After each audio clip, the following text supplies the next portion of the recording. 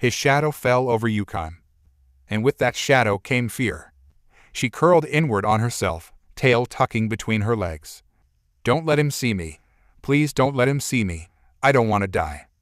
A hand touched her mangled back. She gasped outright, unable to hold back a cry. He really got you good, didn't he?" The sudden softness in his voice made her uncurl, if only slightly. "Don't worry. I've healed worse than this. I'll even share some of my power with you." Numbness settled through shoulders, easing the pain. She heard rather than felt the wound close. With it came strength.